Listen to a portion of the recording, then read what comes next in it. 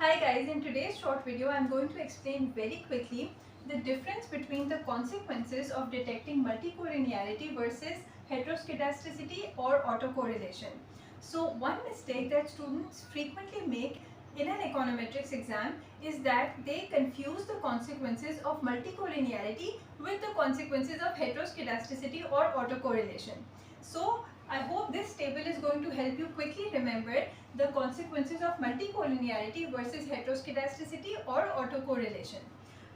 The first mistake that students make is that they would state that in the presence of multicollinearity, OLS is no longer blue, which is wrong. Another very common mistake is to state that due to heteroskedasticity or autocorrelation, the estimates are no longer unbiased or consistent, which is again wrong.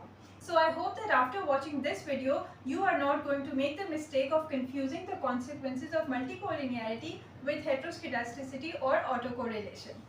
So first of all, we just need to remember that even in the presence of multicollinearity, OLS is still blue, which means that our estimates are unbiased, consistent and efficient. However, in the presence of heteroskedasticity or autocorrelation, now our estimates are still unbiased and consistent, but they are no longer efficient.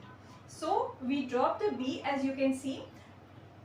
If you don't know why I have dropped the B, you can watch my other short video where I quickly explain why we dropped the B over here. But for now, just remember that in the presence of heteroskedasticity or autocorrelation, our estimates are still unbiased and they are still consistent, but they are no longer efficient. So we say that they are no longer blue and instead they are just blue.